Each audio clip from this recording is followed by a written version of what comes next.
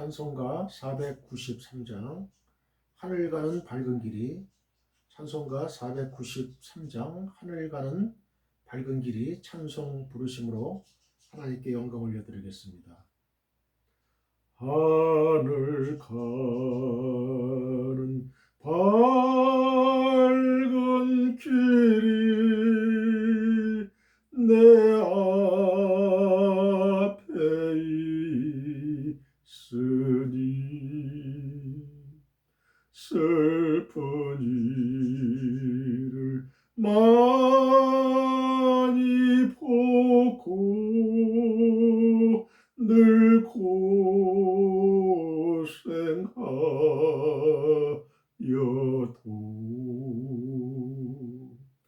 하늘 영광 밝음이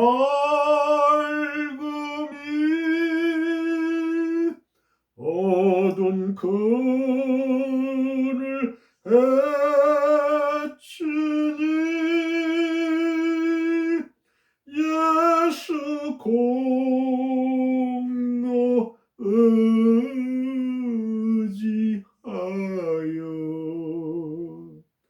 항상 빛을 보도다.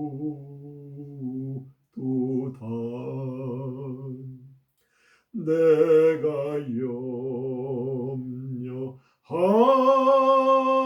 염려하는 일이 세상에 많은 중 속에 근심 밖에 걱정 늘 시험하여도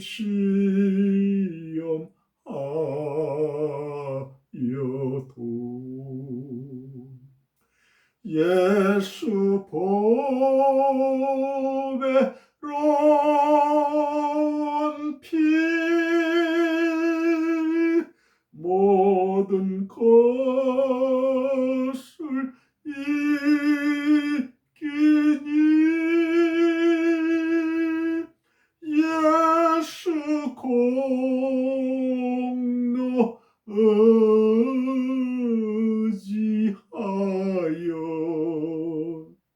항상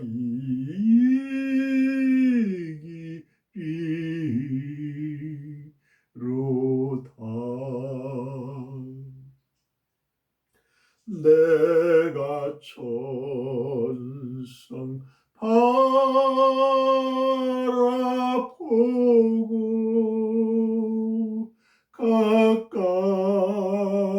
가까이 왔으니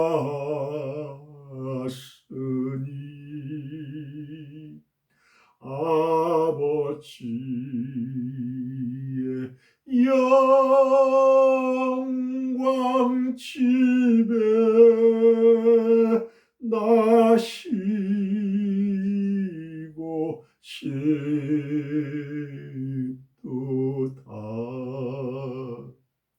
나는 부족하여도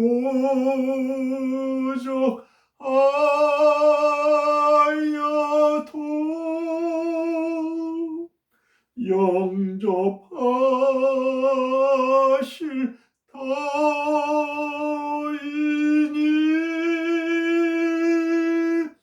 영광 나라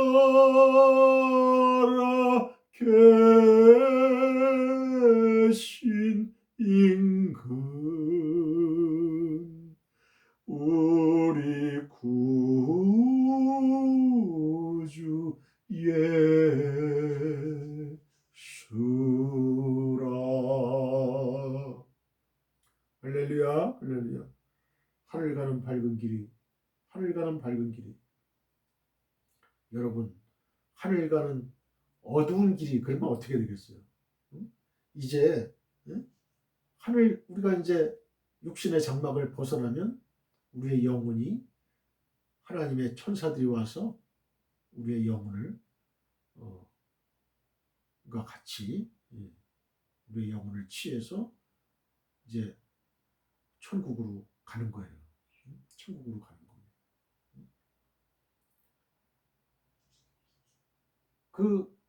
저는 예감을 해요. 죽음의 순간, 마지막 코끝에서 숨이 멎는 그 순간에 하나님께서 어, 하나님께서 주의 천사들을 보내서 영혼을 저희 영혼을 과 함께 올라가는 그런 환상을 봅니다. 환상을 봐요. 그리고 밑에 하늘에서 하늘 공중에서 밑에 사람들을 바라보고 여러 가지 또 그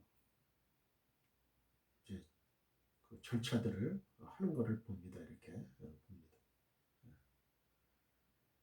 여러분 이 하늘 가는 밝은 길이를 마지막으로 부르면서 나는 이제 죽었구나 라고 생각했던 한 성도의 얘기가 있습니다. 얘기가 있어요. 6.25 때 그 어떤 장로님 아들이 인민군에게 체포가 됐어요. 체포가 돼서 이제 총살형을 이제 당하는 그런 상황에 있었습니다. 그런데 그 인민군 장교가 마지막으로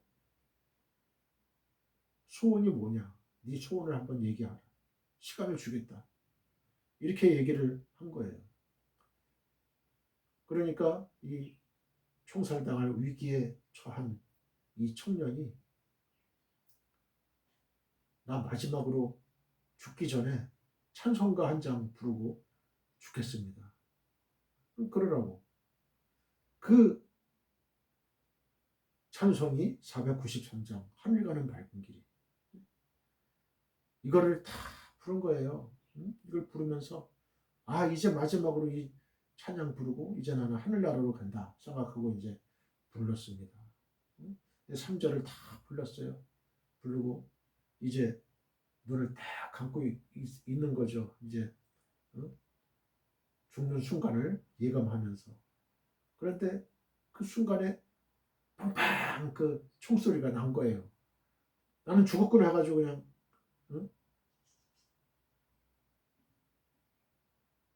목을 떨어뜨렸죠. 밑을 떨어뜨렸어요.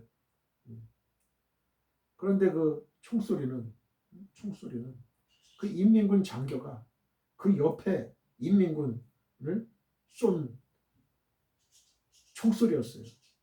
이 사실 알고 보니까 이 인민군 장교도 장로님의 아들이었던 거예요. 그러니까 6.25 당시에는 6.25 전쟁 당시에는 그 이북에서 그 믿는 자의 자녀나 안 믿는 자의 자녀나 다 대학생들은 다 저기 그 인민군 장교를 차출을 했어요. 인민군복을 입히고. 그러니까 그 중에는 완전 빨갱이도 있고 그렇지 않은 그리스도인도 있는 거죠.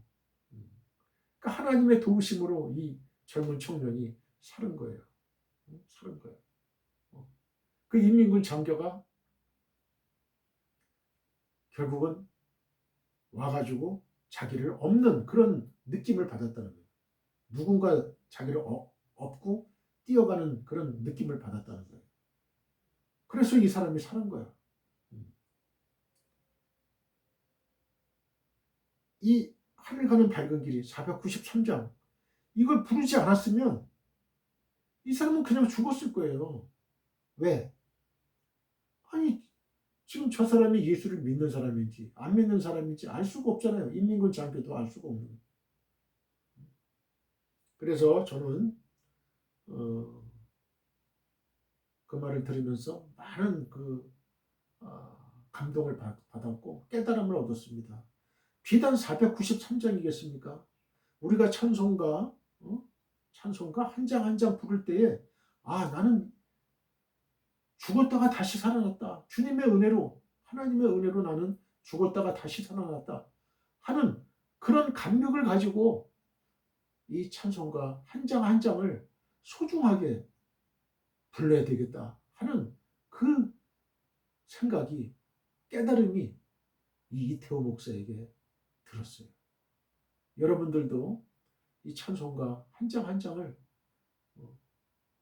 부를 때마다 그런 심정 가지고 나는 죽었구나. 죽었다가 다시 살아났다. 내 찬송가 이거 한 장 부르고서 내가 살아났다. 이렇게 생각을 가지면 여러분 찬송가가 얼마나 귀하겠습니까? 그래서 살아남은 그 청년은 나는 이젠 제2의 인생을 사는 거예요. 나는 죽었어요. 예수 그리스도와 함께 나는 십자가에 못 박혔나니 그런즉 이제는 내가 산 것이 아니요 이제 내 안에 계신 예수 그리스도께서 사신 것이라. 이제 나는 내 것이 아니에요. 이젠 주님의 것입니다. 주님의 것이에요. 그래서 내 인생은 이제 내가 내 자신의 주인이 되는 그런 삶이 아니에요. 이기적인 삶이 아니에요. 이제는 주님께서 주님을 위해서 주님의 영광을 위해서 사는 내 인생이 되어야 될 줄 믿습니다. 할렐루야. 나를 살려두신 이유가 뭘까? 이 청년은 곰곰이 생각하면서 자신의 일생을 하나님의 영광을 위해서 살기로 결단을 합니다. 결단을 해. 그래서 하나님의 큰 일꾼이 되는 그런 역사가 일어납니다. 여러분, 변화가 있어야죠. 예수를 10년, 20년, 30년 믿으면 뭐해요? 변화가 없는데, 결단이 없는데, 주 예수 그리스도를 위해서 나의 생명까지도 다 바치면서 내가 살아야 되겠다는 그 결단이 없는데, 변화가 없는데, 체인지가 노 체인지인데 어떻게 하나님의 기쁨이 될 수 있겠어요? 여러분, 같은 기도를 해도요, 기도의 응답을 받는 기도가 있어요. 여러분, 하나님께 응답받는 기도. 이기적인 사람은요, 오래 못 살아요, 여러분. 잘 살 것 같죠? 회사에서도 학교에서도 남을 짓밟고 네가 죽어야 내가 산다. 너를 짓밟고 나서야 내가 산다. 너를 짓밟아야 네가 죽어야 내가 산다. 네가 죽어야 내가 승진한다. 이런 사람은요, 하나님이 복이 없어요.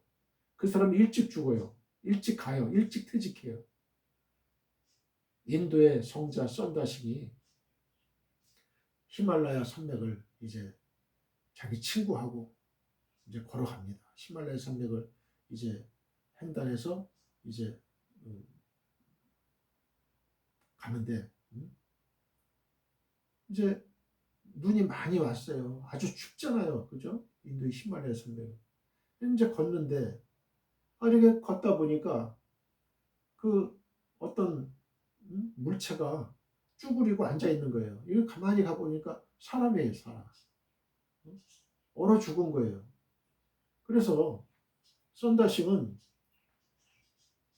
그 친구한테 얘기를 했어요. 우리 이 죽은 사람 우리가 안고 우리가 가자. 이렇게 제안을 했어요. 그런데 이 썬다싱의 친구는 아니 나 혼자 몸도 감당하기가 어려운데 추스르기가 어려운데 나는 그렇게 못한다. 나 혼자 가겠다. 넌 마음대로 해라. 하고 그냥 혼자 갔어요. 혼자. 남겨진 이제 이 썬다싱은 그 숨이 멎어 있는 이 사람을 그 자기 등에다가 지고 업고 이제 갑니다. 가는데 어느 정도 가는데 어떤 또 그 사람이 쓰러져 있는 거예요. 그래서 가만히 가서 보니까 아까 갔던 그 자기 친구예요. 근데 죽었어요. 죽었어. 썬다싱은 그냥 아주 너무나 이제 그 사람을 죽은 사람을 등에다 업고 가니까 얼마나 땀이 나겠어요. 힘이 들고. 그 땀이 나니까 자기도 살고 이 뒤에 엎였던 사람도 살아났어요. 아마 저체온증이고 그래서 숨이 잠깐 멎어진 그런 상태였던 모양이죠. 둘이 다 살아났어요. 그래가지고 무사히 그 산을 넘었다는 그런 얘기가 있습니다. 남을 살리고자 하는 사람은 사는 거예요. 그러나 이기적으로 나 혼자만 살겠다고 하는 사람은 죽는 거예요. 하늘 가는 밝은 길이 내 앞에 있으니 하늘 가는 밝은 길은 저와 여러분에게 반드시 그날은 다가옵니다. 하늘 가는 밝은 길, 천국 가는 길이 있음을 생각하고 하루하루를 살아가는 사람과 천국 가는 밝은 길이 있다는 사실을 망각하고 일부러 망각하고 일부러 죽음을 생각 안 하고 하루하루를 살아가는 사람과의 그 인생의 차이는 천양지 차이예요. 엄청난 하늘과 땅의 차이입니다. 인식하고 사는 사람은 하루하루를 하나님의 은혜 가운데 하나님의 샬롬을 맛보고 하나님의 평화를 맛보면서 행복하고 아름답게 살아갈 수가 있지만 하나님께 기쁨이 되는 인생을 살 수 있지만 하늘 가는 밝은 길을 일부러 망각하고 없다고 생각하고 천국과 지옥이 없다고 생각하고 하루하루를 자기 기분대로 자기 좋아하는 대로 자기 이기적으로 이렇게 생활하는 사람의 말로는 영원한 불구덩이 지옥으로 갈 수밖에 없어요.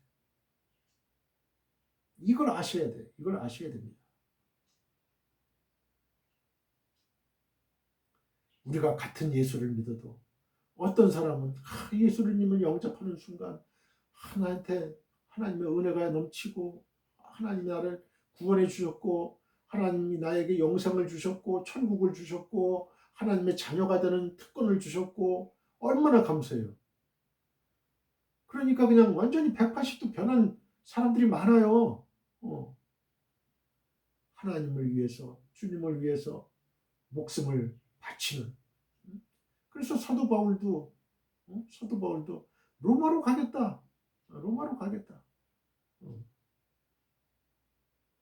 그래서 로마에서 참수형 당하면서까지 하나님의 일을 합니다. 그것이 오히려 영광이에요. 그것이 두려움이 아니에요. 빨리 내가 순교당하면 좋겠다. 내가 빨리 이 육신의 장막을 벗어나서 하나님 계신 천국에 가면 얼마나 좋은가. 이 사람은 삼층천을 본 사람이에요. 그러니까 천국에 빨리 가고 싶어하는 사람이에요. 우리하고는 차원이 틀리죠. 우리는 어떻게 하면 안 죽을까? 발버둥을 치는데 사도 바울은 그러지가 않았어요. 네가 예루살렘으로 가면 환란이 있고 또 너 죽이려고 하는 사람들도 있고 그러니까 그렇게 경고함에도 불구하고 이 사도 바울은 아니야. 그래도 나는 즐거워. 그 발걸음이 가벼워요. 사도 바울은. 안 죽으려고 발버둥 치는 그런 모습이 아니죠. 사도 바울은 예루살렘으로 가고 그 다음에 로마에 가가지고 나는 순교해야 된다는 거야. 빌립보 감옥에서 하루하루 그 죽음을 예고하는 그 죽음의 엄습해 들어오는 그 느낌을 받으면서 빌립보서를 쓰고 여러분 그러면서 순교하잖아요. 순교야말로 기독교인들이 그리스도인들이 가장 소망하는 그런 일이어야 돼요. 초대교회 때는 바로 그랬어요. 그래서 그들이 순교한 거예요. 다 순교한 거예요. 12제자 다 순교한 거야. 마띠아 가룟 유다 대신에 들어간 12제자 다 순교했어. 하나님을 위해서. 순교하기 위해서 순교한 게 아니에요. 하나님을 위해서 복음을 전하고 싶은 그 열망, 그 열망 때문에 각 나라로 다 퍼져가지고 더 많은 인도에 가서 순교하고 그러면서 순교는 자연적인 결과물일 뿐이죠. 여러분 슬픈 일을 많이 보고 늘 고생하여도 이 땅에서 하늘 영광 밝음이 어둠 그늘 해치니 예수 공로 의지하여 항상 빛을 보도다. 여러분, 이 땅에서는 슬픈 일을 많이 보고 늘 고생하는 것처럼 보여도 이것이 우리의 기쁨을 빼앗아가지 못해요. 이것이 우리 하나님을 믿는 믿음을 저버리지 못하게 만드는 거예요. 하늘 영광 밝음이 하나님의 구원의 은혜가 제약된 세상, 어둠의 세상에 그 죽음을 깨뜨린다는 거예요. 주 예수 그리스도의 십자가 죽음을 정복하신 그 예수님, 죽음까지도 정복하신 예수님인데 우리가 무슨 슬픔, 고생, 마귀의 시험, 이건 아무것도 아닌 거예요. 우리가 진짜를 만나면 가짜는 다 버릴 수가 있는 거예요. 다시 말하면 우리가 중요한 진리를 발견하면 비진리는 다 눈에 보이지도 않는 거예요. 눈에 보이지 않는 거예요. 밭에 감추인 그 보화, 그 보화를 봤어요. 우리가 그 보화를 봤어요. 그런데 우리가 그 보화의 가치가 엄청난데 우리가 가진 것들 다 팔 거 아니에요, 그죠? 덜 중요하니까 이거는 그걸로 살 거 아니겠어요? 진짜 중요한 거 구원, 진짜 중요한 거 천국, 진짜 중요한 거 하나님의 자녀, 그 길을, 진리의 길을 발견했는데 우리가 이 세상에서의 무슨 돈과 권력과 명예와 이런 것들, 시간이 지나면 사라지는 것들, 이런 것들을 움켜잡고 있겠어요? 여러분, 수위에는 주머니가 없어요. 천국 갈 때에는 수의를 입잖아요. 근데 거긴 주머니가 없어. 아무것도 가지고 가는 게 없어요. 돈도 명예도 권력도 가지고 갈 수가 없어. 자식도 부인도 부모님도 나 혼자 가는 거예요. 신 앞에선 단독자가 되는 거예요. 하나님 앞에선 단독자. 흰보자 심판, 백보자 심판에서 하나님 앞에서 대면할 때에 그래, 너는 내 말대로 순종했던 사람이야. 너는 하나님의 사람이야. 나의 사람이야. 이런 말을 들어야 되지 않겠습니까? 여러분, 내가 염려하는 일이 세상에 많은 중 속의 근심, 밖의 걱정 늘 시험하여도 예수 보배로운 피 모든 것을 이기니 예수 공로 의지하여 항상 이기리로다.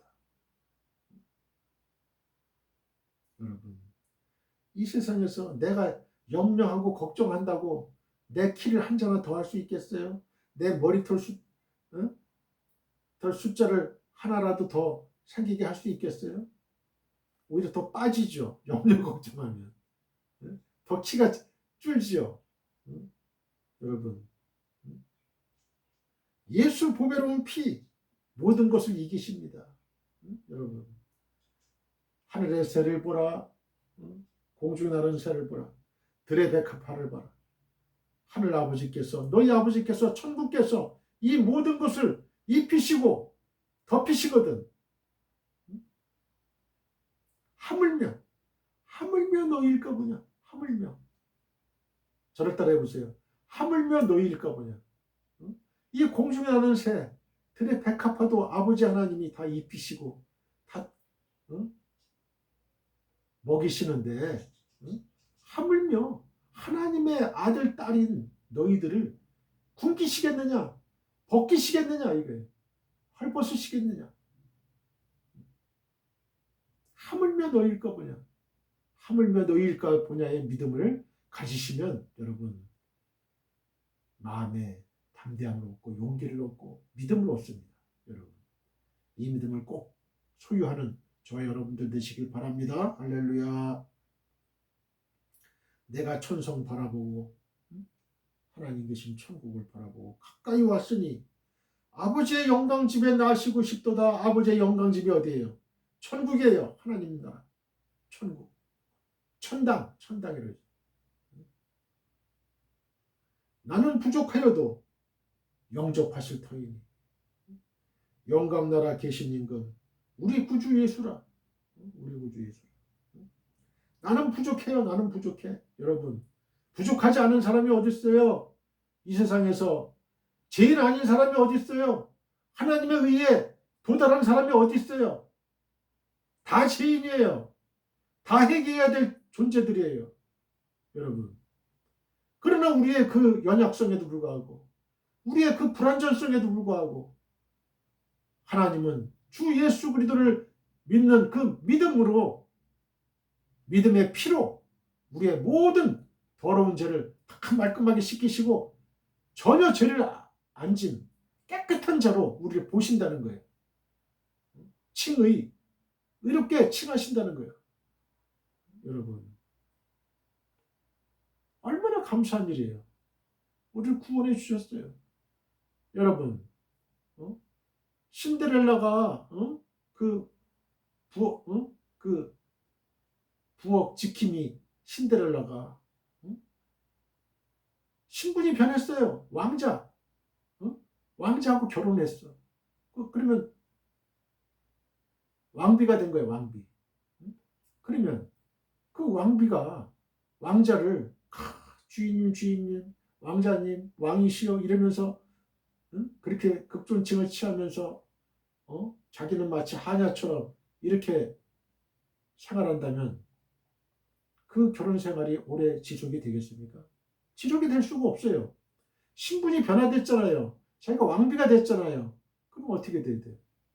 왕비로서의 그 행위를 가져야 되죠.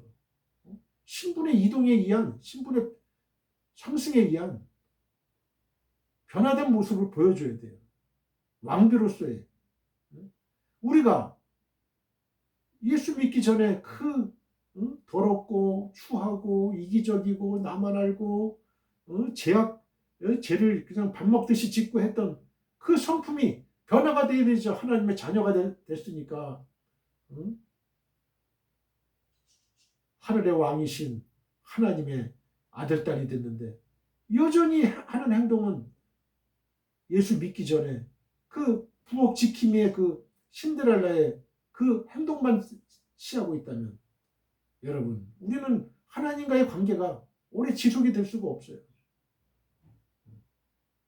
우리는 변화되어야 됩니다.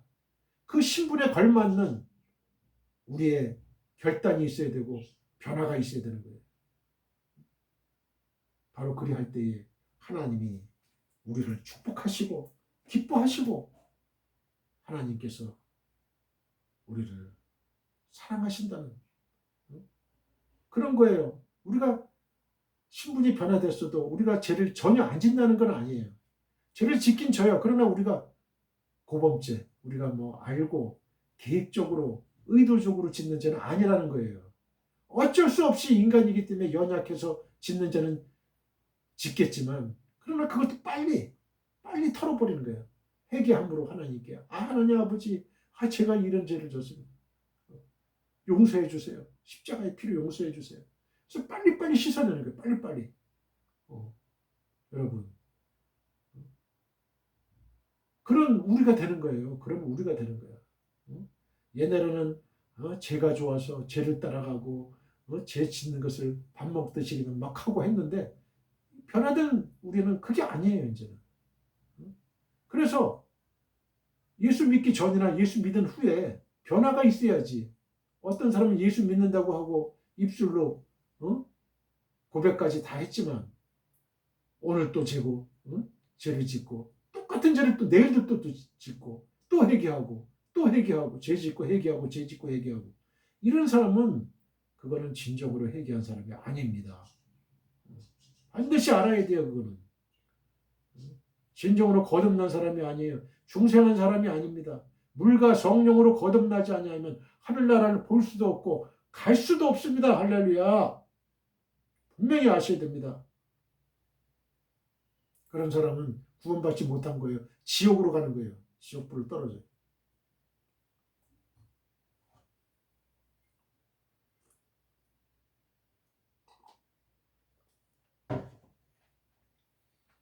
사랑하는 성도 여러분, 우리는 주님의 지상명령을 따라 우리의 일평생을 전도와 선교를 해야 할 책임과 권리를 갖고 있습니다. 너희는 땅 끝까지 이르러 내 증인이 되리라고 예수님이 직접 말씀하셨습니다. 우리는 우리의 가까운 가족, 친족, 친구, 지인, 회사 동료 등에게 이태호 목사의 유튜브 그리고 페이스북 등에서 설교 방송을 시청하라고 권하시면 됩니다. 검색창에 이태호 목사 설교라고 치면 저의 설교 영상을 시청하실 수가 있어요. 다른 이야기는 하지 마시고 하나님의 감동적이고 은혜로운 말씀이 있으니 한번 시청하라고만 하시면 됩니다. 바로 그것이 전도요 선교입니다. Dear fellow believers, we have the responsibility and right to evangelize and to missions throughout our lives according to the Lord's great command. You will be my witnesses to the ends of the earth, said Jesus himself. We can recommend our close family, relatives, friends, acquaintances, and company colleagues to watch Pastor Riteo's sermon broadcast on YouTube and Facebook.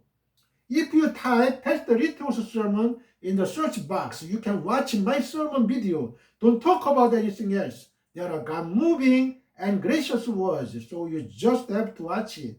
That is evangelism missions. 오늘의 설교 제목은 너는 청년의 때에 너의 창조주를 기억하라. 2입니다. 본문은 전도서 11장 9절로부터 12장 7절입니다. 본문 읽기 전에 저를 한번 따라해 주세요. 지구촌교회 수지 성전 주일 2시 예배가 아주 하나님의 은혜가 넘친다면서요. 한번 앞뒤 좌우 사람들에게 이야기해 보세요. They say that the Sunday 2 o'clock service at the Global Church Suji Temple is very full of God's grace. Top the front, back, left and right people. 나만 은혜 받을 수 없어요. 다른 사람들도 천국잔치 은혜의 자리에 초청합시다. 한번 앞뒤 좌우 사람들에게 이야기해 보세요. I cannot be the only one to receive grace. Let us also invite others to the heavenly banquet and the place of grace. Top the front, back, left and right people. 오늘도 하늘에서 성령의 은혜가 폭포수같이 떨어집니다. Today too, the grace of the Holy Spirit falls like a waterfall from heaven. 믿는 자는 아멘 하시기 바랍니다. Those who believe should say amen. 고백한 대로 될지어다. 아멘. Let it be done as you confessed. 아멘. 예수님만이 우리의 영원한 소망이요 목적입니다. Only Jesus is our eternal hope and purpose.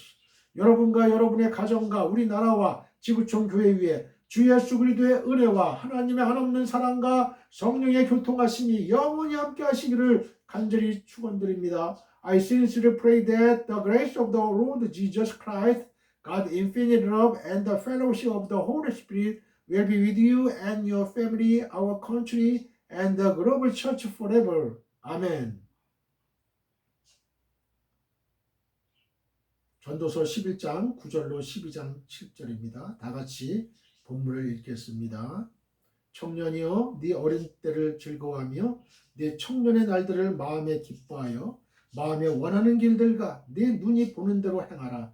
그러나 하나님이 이 모든 일로 말미암아 너를 심판하실 줄 알라. 그런즉 근심이 내 마음에서 떠나게 하며 악이 내 몸에서 물러가게 하라. 어릴 때와 검은 머리의 시절이 다 헛되니라.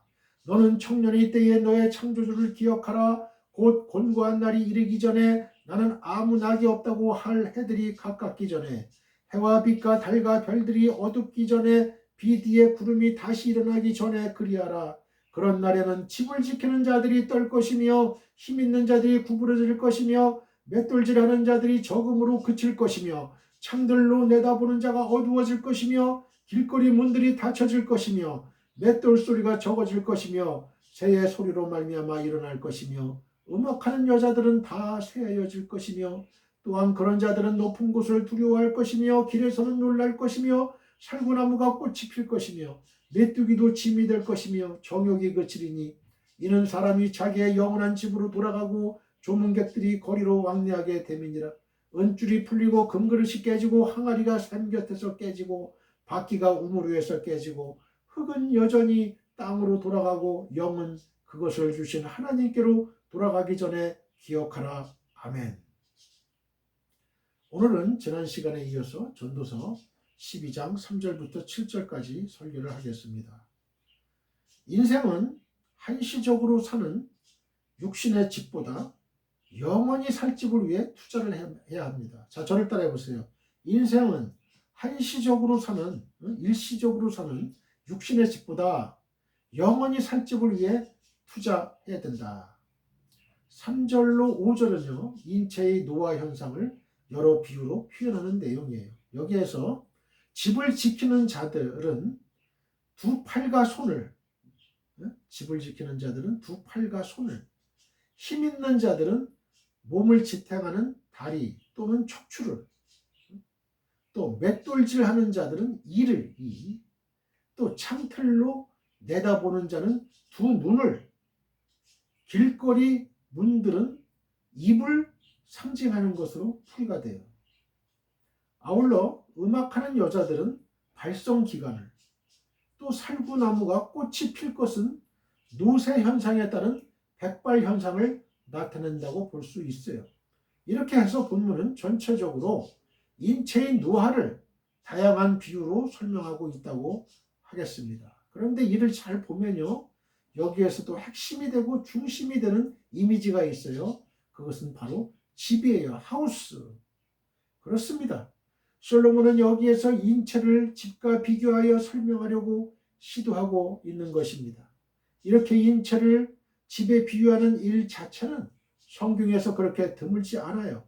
고대 이스라엘 사람들 자체가 인체를 영원히 잠시 거주하다 가는 장막으로 보았기 때문에 그렇습니다.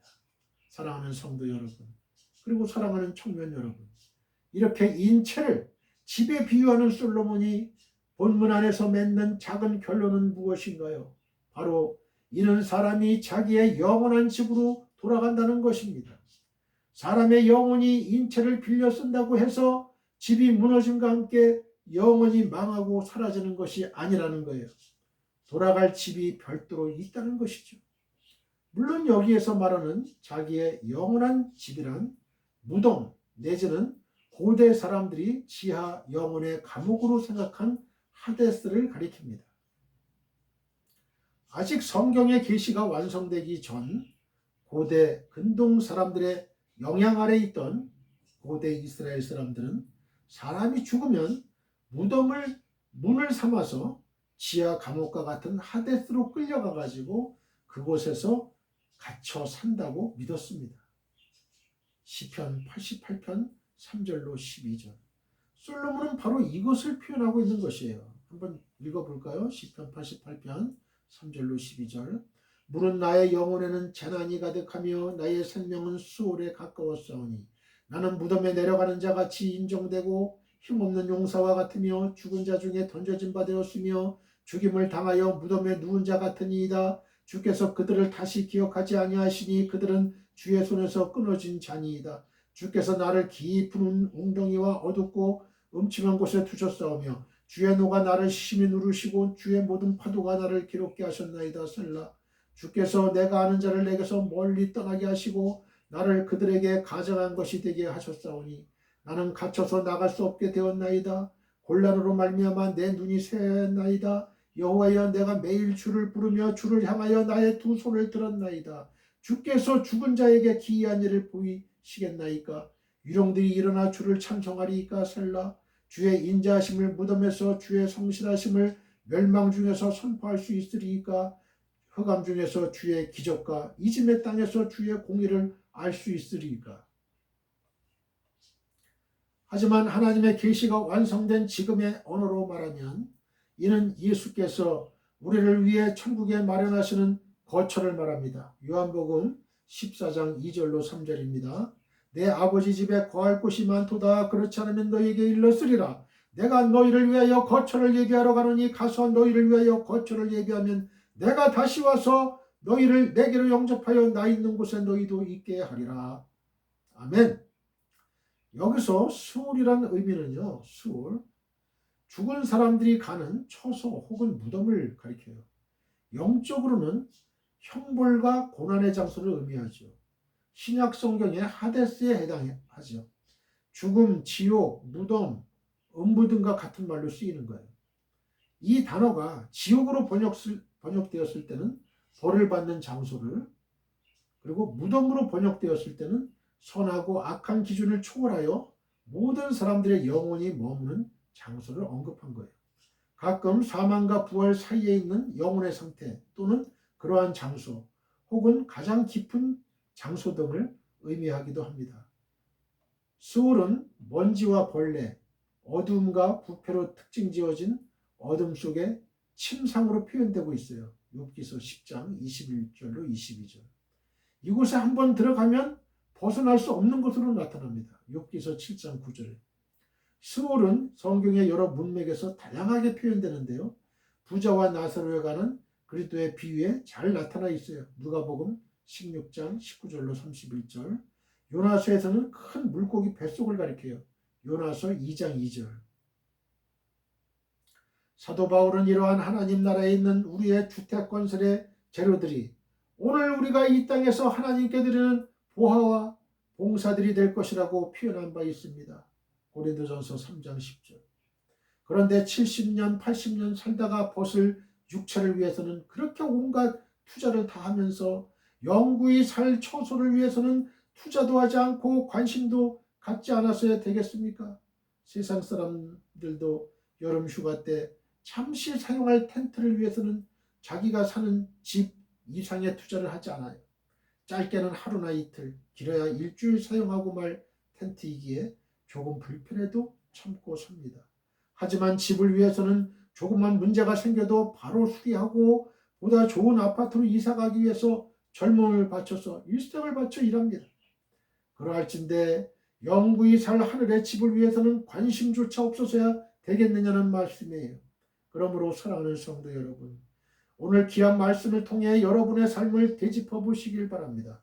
과연 여러분은 얼마나 하나님을 위해, 교회를 위해, 또 이웃을 위해 성경의 삶, 희생의 삶을 살며 믿음으로 살기 위해 헌신하고 있습니까?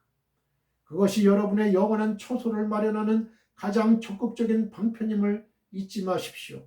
이를 마음에 간직하고 실제 여러분의 삶을 더 연구한 것을 위해서 투자하고 헌신하시길 바랍니다. 마태복음 7장 24절 25절입니다. 그러므로 누구든지 나의 이 말을 듣고 행하는 자는 그 집을 반석 위에 지은 지혜로운 사람 같으리니 비가 내리고 창수가 나고 바람이 불어 그 집에 부딪히되 무너지지 아니하나니 이는 주추를 반석 위에 놓은 까닭이요. 고린도후서 5장 1절입니다. 만일 땅에 있는 우리의 장막집이 무너지면 하나님께서 지으신 집 곧 손으로 지은 것이 아니요 하늘에 있는 영원한 집이 우리에게 있는 줄 아느니라. 아멘. 할렐루야. 믿음으로 사는 자는 현실의 한계조차도 능히 극복할 수 있는 힘이 있습니다. 자, 저를 따라해 보세요. 믿음으로 사는 자는 현실의 한계조차도 능히 극복할 수 있는 힘이 있다. 5절에서 우리가 짚고 넘어가지 않으면 안 되는 두 개의 표현이 있습니다. 하나는 높은 곳을 두려워할 것이며 라는 표현과 다른 하나는 정욕이 그치리니라는 표현이에요. 여기에서 높은 곳을 두려워한다는 표현은요, 늙으면 낙상할 것을 염려해서 높은 곳에서 내려오기를 두려워하는 모습, 또는 높이 올라갈 능력을 아예 상실해서 높은 곳에 올라가지도 못하는 노인의 노쇠한 모습을 연상케 해요. 아울러 정욕이 그친다는 표현은 표면적으로 인간의 기본적인 욕구인 성욕마저 상실해서 도무지 길을 펴지 못하는 노인의 비참한 모습을 연상케 합니다. 이는 힘의 약화와 동시에 도전하여 무언가를 쟁취하려는 마음이 사라졌음을 묘사한 것으로도 풀이할 수 있어요. 말 그대로 인생을 다 산 노인의 불쌍한 상태를 나타낸 것이라고 할 수 있습니다. 하지만 솔로몬이 여기서 나타내고자 하는 것은 보다 궁극적으로 하나님이 없는 노인이에요. 신앙이 없이 늙어버린 노인이에요. 그렇습니다. 여기서 솔로몬은 하나님 없이 살아가는 인간의 상태가 어떤 것인가를 나타내고자 하는 거예요. 참 신앙의 사람은 나이가 들어서도 결코 절망스러워 보이거나 비참하게 늙어가지 않습니다. 여러분, 갈렙을 보세요. 85세의 나이에 여호수에게 찾아가서 저 헤브론 산지를 내게 주소서 내가 취하리이다. 여러분 얼마나 기계가 높습니까? 모세는 80에 하나님이 부르셨어요. 이러한 사람들, 믿음의 용장들, 나이가 들었어도 하나님이 있는 사람은 이렇게 신앙의 사람은 낙관하고 정복의 확신을 갖고 하나님을 믿기 때문에 이렇게 비참하게 늙어가질 않아요. 두 종류의 노인이 있죠. 하나님을 믿는 노인과 한 종류는 하나님을 안 믿는, 하나님이 없는 노인의 차이예요. 천국과 지옥의 차이입니다. 여러분 어떤 노인이 되기를 원하세요? 어떻게 나이가 들어서 들기를 원하십니까? 물론 육신은 세월의 흐름에 따라서 후퇴할 수도 있지만 그 영혼은 날로 새로우며 더욱더 당당하고 굳게 서게 되어 독수리의 날개침이 올라간 같은 그러한 힘이 있어요. 그리하여 정욕이 그치는 것이 아니라 늙어서도 활기와 도전 정신이 넘쳐나게 되어 이를 실제 보여주었던 인물이 바로 여호수아서에 소개되는 갈렙이죠. 성경을 보면 갈렙은 가나안 정복 전쟁이 거의 마무리되어 갈 무렵 나이가 85세였어요. 누가 보아도 정복 전쟁의 일선에서 물러나야만 하는 나이입니다. 하지만 갈렙은 물러나지 않습니다. 여러분 이태호 목사도 마찬가지예요. 이태호 목사도 하나님이 늦은 나이에 이태호 목사를 불렀어요. 이태호 목사야, 이태호야, 나의 일을 하라. 나의 일을 하라. 늦은 나이에 신학교 들어갔어요. 여러분 죽을 때까지 나의 일을 하라. 전쟁의 일선에서 물러나지 않습니다. 여러분 여러분 나이가 중요한 게 아니에요. 나이는 숫자에 불과한 거예요. 여러분 결코 갈렙은 물러나지 않았습니다. 바로 이런 걸 본받아야 돼요. 이런 걸 본받아야 돼요. 여러분 저는 그렇게 생각을 해요. 한국교회가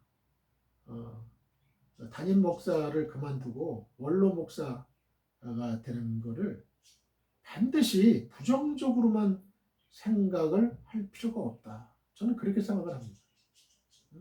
물론 모든 일에는 명과 암이 있어요.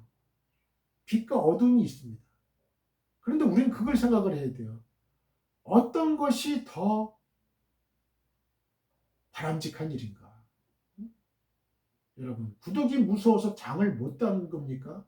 그러면 안 되잖아요. 여러분 오직 하나님이 기뻐하는 방향으로 우리는 가야 되는 거예요.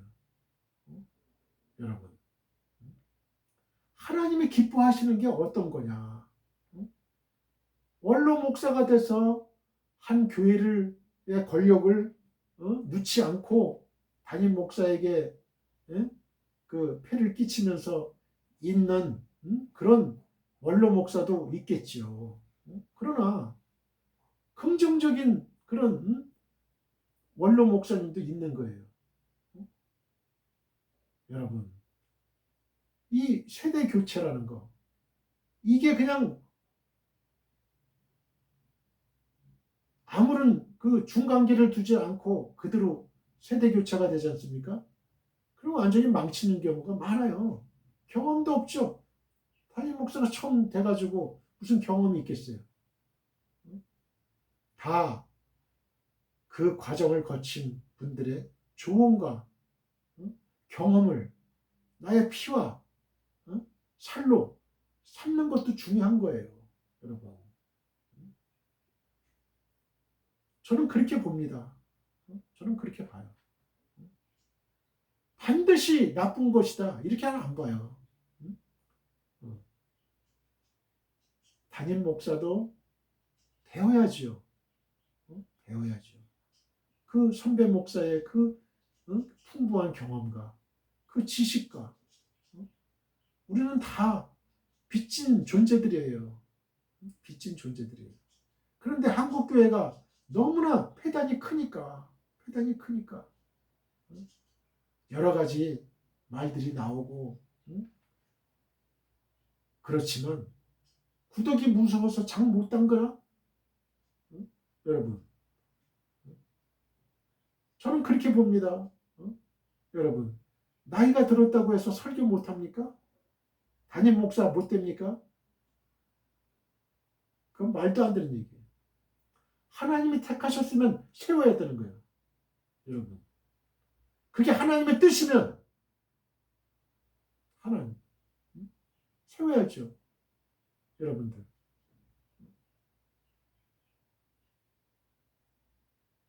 나이하고는 상관없는 거예요.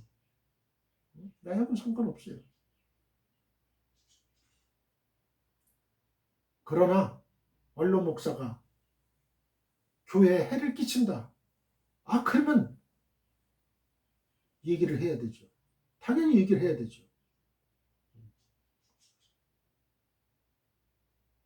그러나 그렇지 않은 경우도 있다는 겁니다, 여러분. 한국교회가 극심한 변동의 소용돌이 속에 지금 있지 않습니까? 얼마나 지금 어려운 시기를 지금 지나고 있어요. 한국교회가 그동안 그 물량주의, 그 세속화의 물결이 교회를 휩쓸었어요, 여러분. 7, 80년대 얼마나 많은 사람들이 교회를 몰려들었습니까? 그러면서 어중이 떠중이, 제가 이런 표현 사용해서 좀 죄송합니다만, 교회가 완전히 세속화돼 버렸어요. 목사도 세속화되고, 담임 목사 세속화되고, 교인도 세속화되고, 목사가 세속화되니까.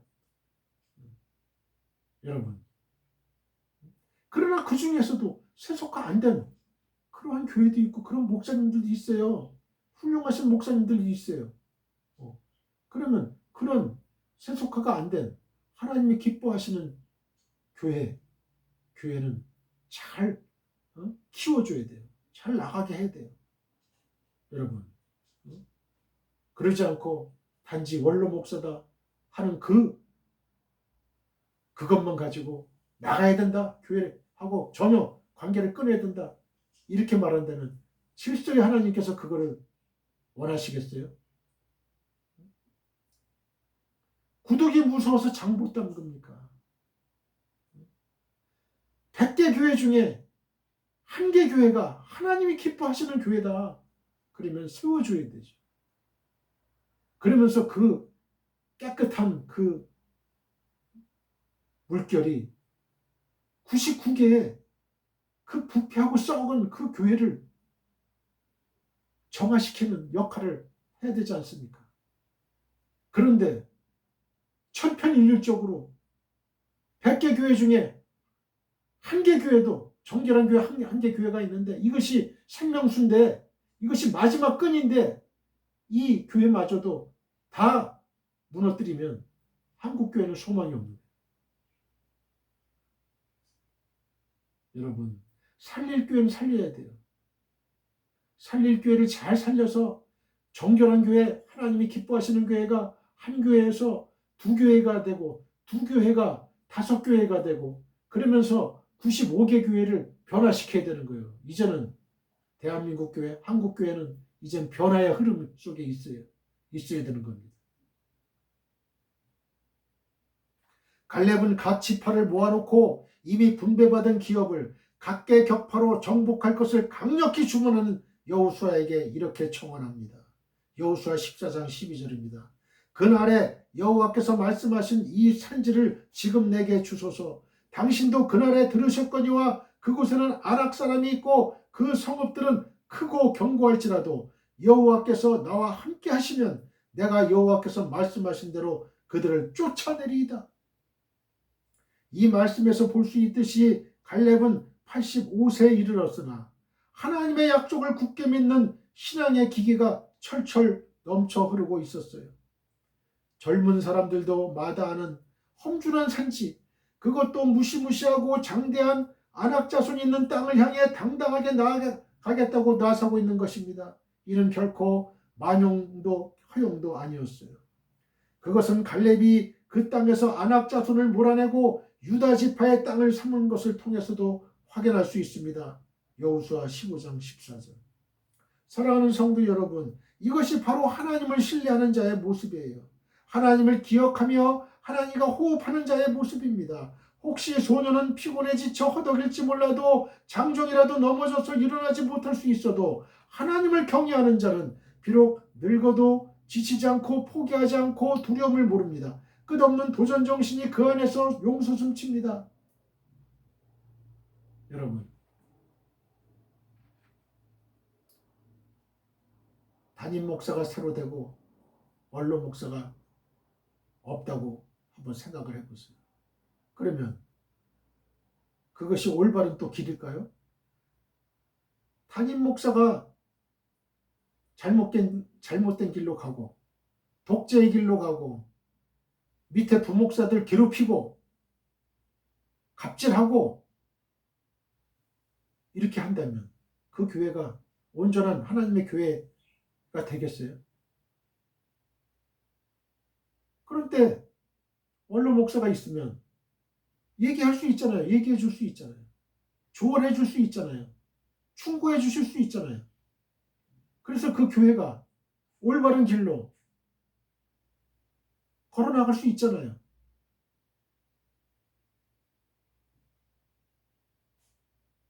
원로 목사라고 하는 그 잘못된 부정적인 시각을 바꾸시길 바랍니다. 담임 목사라고 하는 새로이 부임하는 담임 목사가 올바르고 정직할 거고 무조건 잘 할 수 있고 하나님의 뜻대로 한다는 그런 고정관념, 그런 생각도 버리시길 바랍니다. 여러분, 인간은 다 죄인이에요. 어떻게 변할지 모르는 거예요. 어떻게 변할지 모르는 거예요. 담임 목사가 되고 나서 이 사람이 폭군이 될 수도 있어요. 성도를 괴롭히고 부목사를 괴롭히고. 여러분, 교회를 이상한 방향으로 끌고 갈 수가 있어요. 우리는 균형 잡힌 시각에서 이걸 잘 봐야 된다고 봐요. 잘 봐야 된다고 봐요. 내가 입이 있다고 해서 무조건 말하는 거 아니에요. 여러분들. 여러분들. 그건 인정할 것도 인정해 줘야 돼요. 원로 목사는 그 교회를 개척한 사람이에요. 개척한 사람이에요. 그만한 땀과 눈물과 그걸 흘려서 한국교회, 대형교회 다 마찬가지예요. 중형교회 마찬가지예요. 중견교회 마찬가지죠. 다 그렇게 해서 읽은 거예요. 그걸. 처음 그 불모지 같은 항무지 같은 한 명, 두 명 그 영혼을 사랑해서 한 명, 두 명 이렇게 데리고 오면서 교회가 오늘까지 하나님의 은혜로 성장했으면 그렇다고 해서 그 사람을 뭐 신격화시키거나 뭐 이상하게 높여야 된다는 그런 건 아닙니다. 그런 건 아니지만 그러나 그렇다고 해서 어떤 설교의 시간을 빼앗는다든지 그것도 본교회도 아니고 헌금이 안 나오는 조그만 장소에서 설교하는 그런 것조차도 못하게 막는다는 건 말이 안 되는 거라요. 여러분, 그 한두 사람의 그 부정적인 말 때문에 얼마나 큰 상처를 입는 사람들이 있습니까? 그리고 얼마나 불이익을 보는 사람들이 있어요. 그 원로 목사님의 그 아주 은혜스러운 그 설교 말씀이 고대되는 사람 많아요. 많습니다. 저도 항상 듣습니다. 항상 은혜를 받고 너무 한두 사람의 의견에 모든 게 다 좌지우지 되면 안 된다는 거예요. 질서가 없어지는 거죠. 질서가 없어지는 거예요. 잘못한 사람은 그 잘못한 거 상처를 도려내야 되는 거예요. 교회에서도 마찬가지, 회사에서도 마찬가지고, 중상모략하는 사람, 어? 중상모략해가지고 남 죽여요. 죽이는 사람이 있어. 교회에 덕을 못 끼치고, 회사에 덕을 못 끼치고, 어? 자기 사리사욕 챙기고 하는 사람들이 얼마나 많습니까, 여러분?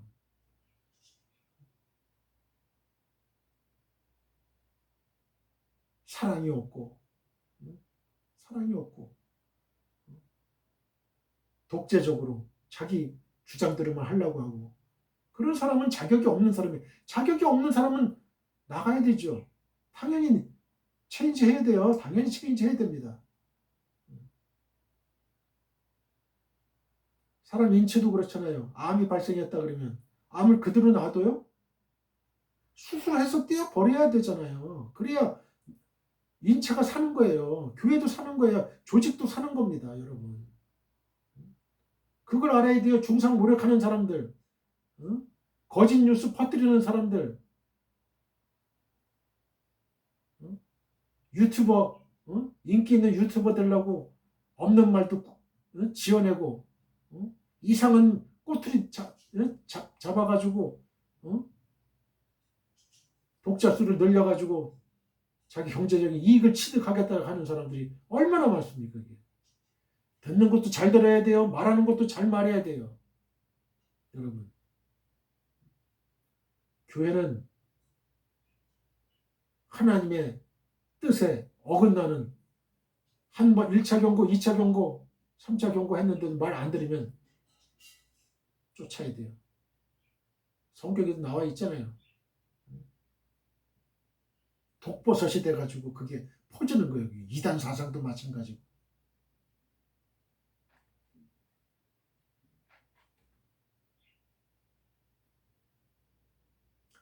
보세요. 아브라함도 75세에 전혀 새로운 인생을 시작을 했어요. 창세기 12장 4절. 모세 역시 80세에 전혀 새로운 일을 시작을 했어요. 출애굽기 7장 7절. 그리고 그들은 우리가 알다시피 신앙의 용장으로 하나님의 원대한 구속사 가운데 우뚝 서 있습니다. 그러므로 성도 여러분, 여러분이 어떤 자리에 있든 하나님을 소망하세요. 하나님과 동행하세요. 하나님의 능력을 힘입으세요. 그리할 때 여러분은 세상이 감당 못할 믿음의 힘, 소망의 힘이 무엇인지 여러분의 몸과 삶으로 체험하게 될 것입니다. 달려갈 길이 다하기까지 두려움 없이 끝까지 인생의 경주를 완주하게 될 것이고 결국 승리자로 위너로 우뚝 서게 될 것입니다. 오늘보다 내일이, 내일보다 그 이후가 더 큰 소망과 비전으로 여러분의 가슴에 새겨질 것이고 결국 더할 나위 없는 영광스러운 천국에 당당하게 입성하게 될 것입니다. 시편 92편 13절로 15절입니다. 이는 여호와의 집에 심겼으며 우리 하나님의 뜰 안에서 번성하리로다. 그는 늙어도 여전히 결실하며 진액이 풍족하고 빛이 청청하니 여호와의 정직하신가 나의 바위 되신가 그에게는 불의가 없음이 선포되리로다.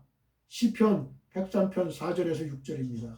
내 생명을 파멸해서 속량하시고 인자와 긍휼로 관을 씌우시며 좋은 것으로 내 소원을 만족하게 하사 내 청춘을 독수리같이 새롭게 하시는도다. 여호와께서 공의로운 일을 행하시며 억압당하는 모든 자를 위하여 심판하시는도다. 아멘.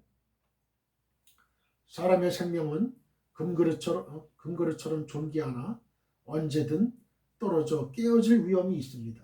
자, 저를 따라해 보세요. 사람의 생명은 금그릇처럼 존귀하나 언제든 떨어져 깨어질 위험이 있다.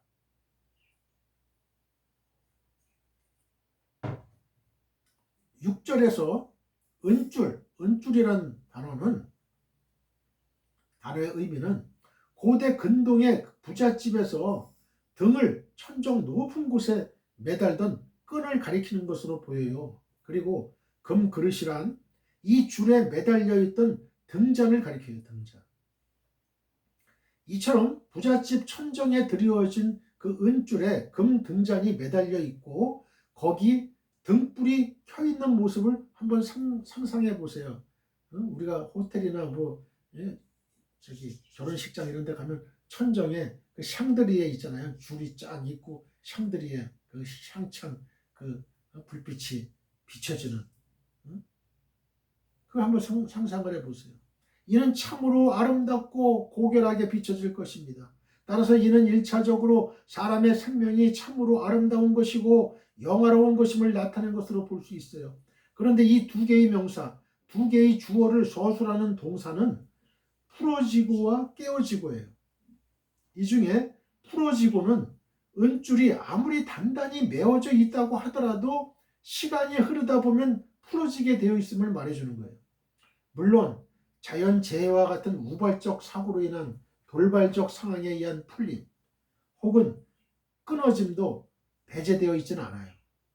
욥기서 1장 19절. 그리고 깨어지고는 풀어진 은줄에서 떨어진 금잔이 파쇄되는 것을 말해주는 거예요. 깨어진다 이거예요. 그래서 전체적으로 보면 인간 생명이란 더없이 고귀하지만 언제든지 낙상할 위험이 상존하고 있음을 나타내 주는 거예요. 인간의 생명은 고귀하지만 언제든지 낙상할 위험이 있잖아요. 언제든지 심장마비로 낙상하고 해서 죽을 수도 있고, 그죠? 교통사고로 죽을 수도 있고, 오늘인지 내일인지 몰라요. 그것도 때도 몰라요. 어떠한 죽음으로 죽을지도 그건 아무도 몰라요. 특히 이 하반절에 항아리나 바퀴 역시 상반절의 금그릇과 은줄을 대신하는 것으로 낙상의 이미지를 더욱 강화하기 위해서 사용된 것으로 볼 수 있어요. 한마디로 인간 생명이란 그 고귀함에 비하여 안고 있는 위험의 요소가 너무 크고 많다는 거예요. 너무나 연약해요, 인간의 생명은. 조금만 숨을 못 쉬어도 죽어요. 그렇잖아요. 우리가 맨홀에 이렇게 내려갈 때에 이 마스크, 방독면 이걸 안 쓰고 들어가잖아요. 그러면 그 가스에 의해서 바로 지직돼서 죽어요. 죽어요. 심장마비로 죽을 수도 있고. 그렇습니다. 인간 생명이란 고귀한 데 비해서 너무나도 연약하고 깨어지기 쉬운 형편에 놓여 있어요. 그렇게도 귀한 생명이지만 마치 금그릇을 매달고 있는 은줄처럼요, 세월의 흐름과 함께 풀려가듯이 그렇게 풀려가는 거예요. 우리 인체도 마찬가지 아니에요? 우리 인체의 모든 장기라든지 이런 감각기관 이런 것도 시간이 흐름에 따라서 점점 풀려가는 거예요. 풀려가는 거예요. 우리 세포가 점점 노화되면 점도 점점 커지잖아요. 그죠? 그런 거랑 마찬가지. 그렇게 점점 쇠약해질 뿐만 아니라 돌발적으로 부는 돌풍과 같은 위기 앞에서 비참하게 깨어지기 쉬운 불안감 속에 살아갑니다. 하루하루를 우린 살아가는 거예요.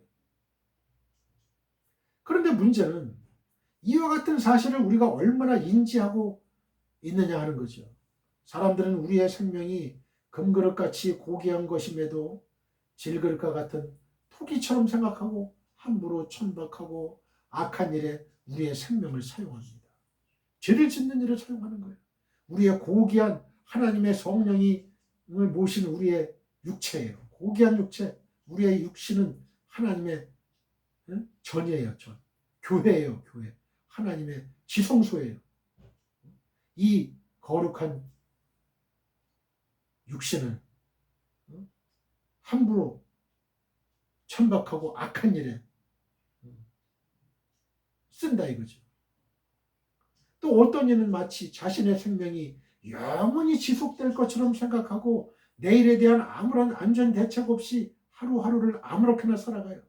이런 인생을 살아가는 사람들에게 솔로몬은 인생을 그처럼 소홀히 살아서는 안 됨을 다양한 비유를 통해서 힘주어 강조하고 있는 거예요. 다시 말해서 인간의 생명이란 하나님께로부터 부여받은 것으로 결코 소홀하게 헛되이 악하게 살아서는 안 된다는 걸 역설하는 것이죠. 아울러 솔로몬은 동시에 금그릇을 지탱하는 은줄이 풀리듯이 그렇게 그 생명의 수명이 반드시 닿을 날이 있음을 깨달아야 할 것을 역설하는 거예요.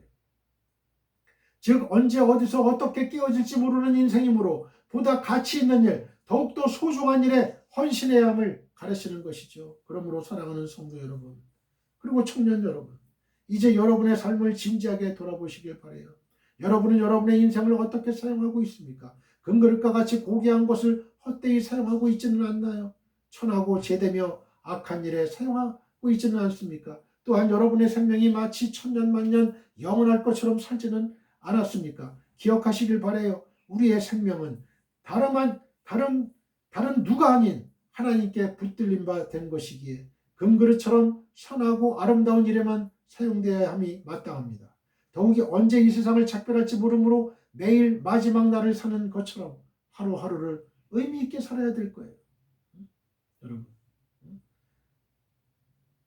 매일매일을 나의 마지막 날을 사는 것처럼 하루하루를 사십시오. 그러면 죄를 짓겠어요? 여러분, 항상 하나님의 뜻대로 순종하는 삶을 살 것입니다. 마태복음 16장 26절입니다. 사람이 만일 온 천하를 얻고도 제 목숨을 잃으면 무엇이 유익하리요? 사람이 무엇을 주고 제 목숨과 바꾸겠느냐? 누가복음 12장 19절로 20절입니다. 또 내가 내 영혼에게 이르되 영혼아 여러 해 쓸 물건을 많이 쌓아두었으니 평안히 쉬고 먹고 마시고 즐거워하자 하리라 하되 하나님은 이르시되 어리석은 자여 오늘 밤에 네 영혼을 도로 찾으리니 그러면 네 준비한 것이 누구의 것이 되겠느냐 하셨으니 자기를 위하여 재물을 쌓아두고 하나님께 대하여 부유하지 못한 자가 이와 같으니라. 여러분, 그렇습니다.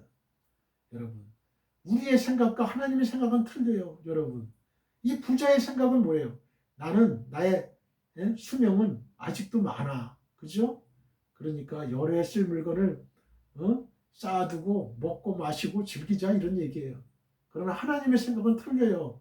오늘 밤 네 영혼을 도로 내가 찾으면 네 준비한 것이 누구의 것이 되겠느냐? 사람의 생각은 하나님의 생각과 다르다는 거예요. 여러분. 그래서 오늘 하루를 살아가는 거예요. 일용할 양식을 구해야 되는 거예요. 10년, 20년, 50년 후의 일을 생각하지 말고 하루하루 하나님께 기도하면서 하루하루 기도하면서 옛날 이스라엘 사람들이 광야 생활 40년 생활할 때 하루하루 메추라기와 만나가 내린 거. 그래서 욕심을 부리지 말고 하루치의 분량은 다 틀려요. 여러분 10명의 가족이 있는 집하고 2명의 가족이 있는 집하고 틀리잖아요. 그죠? 그러니까 어쨌거나 일용할 양식을 가져가. 근데 이틀치를 가져가잖아요. 그러면 나머지 그 음식은 썩어. 먹지 못하는 거예요. 큰 교훈을 얻죠. 여러분. 욕심 부리지 마. 이런 얘기예요. 하나님이 주신 만큼만 걷어가. 네가 욕심 부리면 그거 네 욕심대로 네게 되는 게 아니야. 여러분, 그걸 가르쳐 주는 거예요. 여러분, 우리가 욕심 부리면 10년, 20년 후에 양식을 위해서 쌓아두고 편하게 즐기고 먹고 하자. 그 썩는 거예요. 썩어. 하나님 입장에서 그건 네 것이 되는 게 아니다 이런 얘기. 육신은 흙으로 가더라도 영혼은 하나님의 품에 안겨야 됩니다. 자, 저를 따라해 보세요.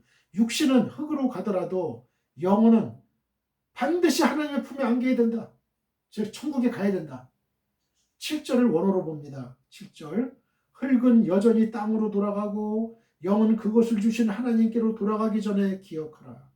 왜 야쇼 해 아파르 알 하레치 캐시하야 왜 하루 타슈 엘 하엘로힘 아쉐르 네타나흐. 이 본 단락의 마지막 절인 7절은요. 죽음에 대해 직설적으로 서술하면서 본 단락을 마무리해요. 즉 흙으로 지어진 몸이 땅으로 들어가며 그 신, 곧 영이 스피릿이에요. 영이 하나님께로 돌아가는 것으로 묘사한 거예요. 여기서 육신을 지칭하는 것으로 풀이되는 흙에 해당하는 이 아파르는요 주로 먼지나 티끌을 의미해요. 먼지나 티끌.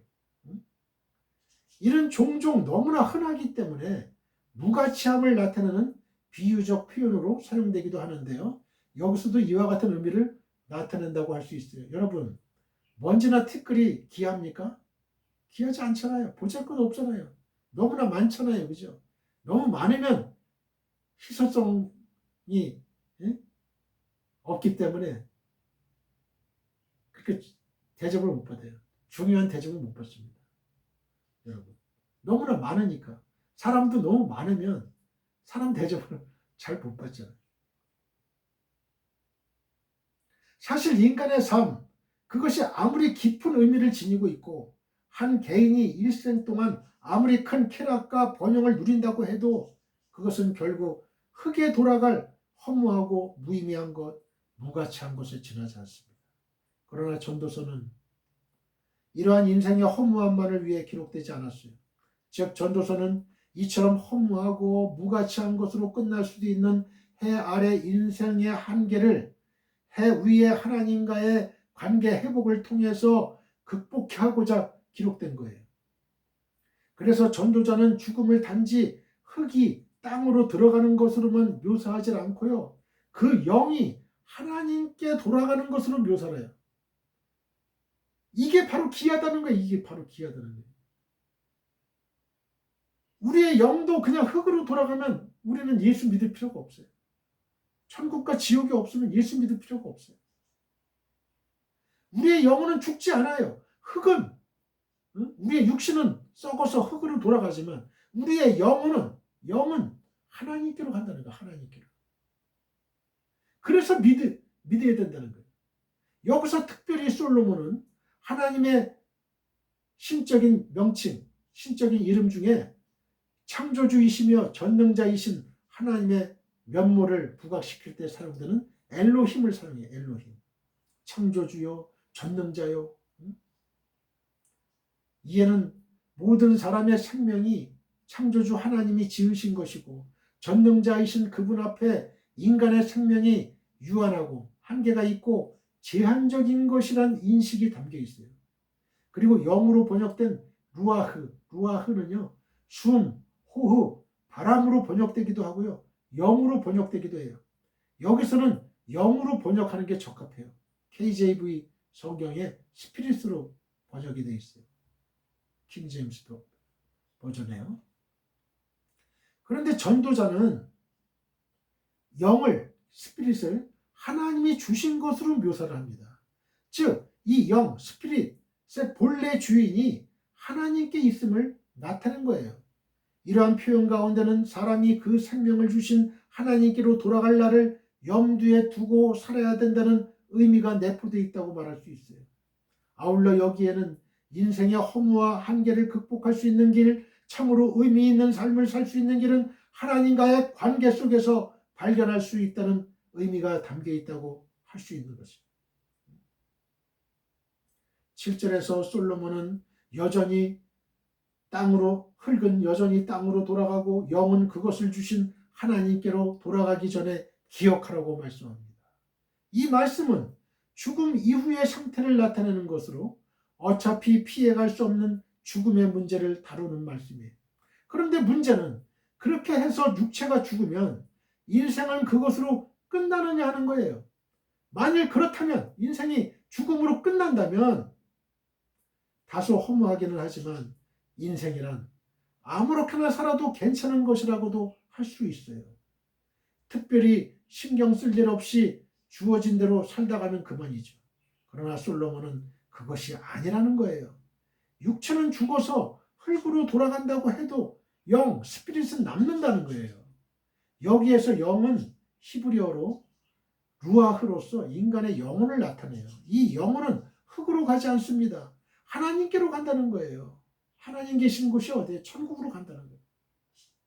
그러면 그 영혼이 하나님께 돌아간다는 말의 의미는 무엇일까요? 이를 바로 알기 위해서는 뭐뭐 전에 기억하라는 표현을 먼저 살펴봐야 됩니다. 히브리 원문에는 이 표현이 없어요. 뭐뭐 전에 기억하라 이런 표현이 없어요. 그래서 원문대로 직역을 하면요. 하나님께로 돌아가노라입니다. 하나님께로 돌아가노라. 우리의 영은 하나님께로 돌아간다. 대부분의 영역분들도 그렇게 번역을 하고 있는데요. 그런데 한글 개역 성경이 기억하라는 말을 넣어서 번역하는 이유는 하나님께 돌아간다는 것이 단순한 회귀 내지는 복귀를 의미하는 것이 아니기 때문에 그래요. 그렇습니다. 여기에는 심판의 절차가 남아있다는 의미가 있어요. 사도 바울은 이와 관련이 될 만한 말씀으로 악을 행하는 각 사람의 영에게 환난과 공고가 있으리라고 했습니다. 로마서 2장 9절에. 따라서 영이라고 해서 환난이나 공고가 사라진다고 생각한다면 그것은 오산이요 착각입니다. 누가복음 16장 23절. 22절로 24절을 볼게요. 이에 그 거지가 죽어 천사들에게 받들려 아브라함의 품에 들어가고 부자도 주고 장사되매 그가 음부에서 부자가 음부에서 고통 중에 눈을 들어 고통이 있다는 거예요. 눈을 들어 멀리 아브라함과 그의 품에 있는 나사로를 보고 불러 이르되 아버지 아브라함이여 나를 긍휼히 여기사 나사로를 보내어 그 손가락 끝에 물을 찍어 내 혀를 서늘하게 하소서.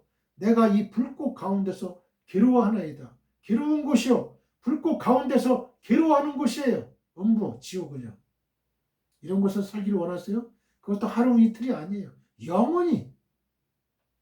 사도 바울은 환난과 곤고라는 유사한 두 단어를 계속 사용함으로써 그 고통의 강도가 작지 않을 것임을 예고했어요. 크다 이거죠. 하지만 그렇다고 지나치게 두려워할 것도 없어요. 왜냐하면 성경은 우리가 예수님을 믿고 믿음의 원리대로 산다면 영원히 구원에 이를 것임을 분명하게 말씀하고 있기 때문에 그래요. 베드로전서 1장 9절. 우린 천국에 가니까 그런 고통 생각할 필요가 없다는 거예요.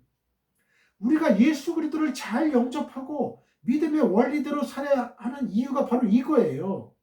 우리는 육체의 죽음을 맞이하더라도 영원히 곤고에 처해지지 않을 수 있어요. 도리어 천사들의 손에 받들려서 낙원에 이르러 진정한 행복을 맛보게 됩니다. 누가복음 16장 22절. 낙원 다 천국이에요. 천국.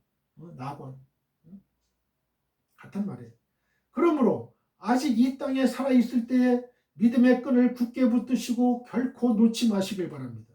하나님을 올곧게 잘 믿어서 마지막 때에 하나님의 품에 안기시는 저와 여러분들이 다 되시기를 축원드립니다. 할렐루야. 시편 31편 5절을 봅니다. 내가 나의 영을 주의 손에 부탁하나이다. 진리의 하나님 여호와여 나를 속량하셨나이다. 사도행전 7장 59절 60절입니다. 그들이 돌로 스데반을 치니 스데반이 부르짖어 이르되 주 예수여 내 영혼을 받으시옵소서 하고 무릎을 꿇고 크게 불러 이르되 주여 이 죄를 그들에게 돌리지 마옵소서 이 말을 하고 자니라. 아멘. 사랑하는 성도 여러분, 본 단락은 청년들을 향한 솔로몬의 높은 관심을 잘 보여줘요. 솔로몬은 청년들의 인격과 주권을 대단히 존중하는 모습을 보여줍니다. 그는 그들을 향해 자기 재능을 따라서 마음껏 젊음의 날개를 펼 것을 격려해요. 다만 한 가지, 그는 젊음의 시기에 몰라서는 안 될 것으로 하나님에 관한 깨어있는 인식을 가르칩니다. 아무리 그의 인생에 잘 펼쳐진다고 해도 하나님을 인식하지 못한 채 사는 자는 결국 그 젊음을 허비하는 것이고 어느 시점에 결국 깊은 허무와 회의를 체험할 것이기 때문에 그렇습니다. 젊은 때로부터 시작해서 인생 그 어느 시기에라도 하나님이 잊혀진다면 그 인생은 허무해지기 때문에 그렇습니다. 그러므로 청년들은 자기의 꿈과 비전, 재능과 열정을 발휘하되 그와 동시에 하나님에 의해 그의 생각과 가치관, 삶의 방식 등을 점검하고 검증해야 돼요. 하나님의 거룩하신 성품과 가르침, 또 하나님의 뜻이 우리들의 인격과 생활, 가치관 어느 한 부분이라도 영향을 미치지 않는 부분이 없도록 만들어야 돼요. 그리할 때 그 인생은 한순간 한순간이 아름답고 의미 있는 것, 가치 있는 것으로 든든하게 세워질 것입니다. 아멘. 할렐루야. 우리 모두 하나님 아버지께 기도드립시다. 하늘에 계신 나의 아버지시여, 주의 성령님께서 오늘 이 방송을 시청하는 설교를 들은 지구촌교회 모든 성도님들에게 믿음의 복을 주옵소서. 우리는 한시적으로 사는 육신의 집보다 영원히 살 집을 위해 투자하게 하옵소서. 믿음으로 사는 자는 현실의 한계조차도 능히 극복할 수 있는 힘이 있습니다. 사람의 생명은 금그릇처럼 존귀하나 언제든 떨어져 깨어질 위험이 있습니다. 육신은 흙으로 가더라도 영혼은 하나님의 품에 반드시 안기게 하옵소서. 예수님의 거룩하신 이름으로 기도드립니다. 아멘. 지금은 우리 주 예수 그리스도의 은혜와 하나님 아버지의 극진하신 사랑과 성령님의 감화감동 교통 역사하심이 지금 이 방송 예배에 참여하고 있는 모든 지구촌에 있는 성도님들과 그 가정과 직장과 사업장과 우리의 민족과 나라와 한국교회와 세계교회와 우리 사랑 선교회 위에 영원히 함께하기를 축원하옵나이다. 아멘.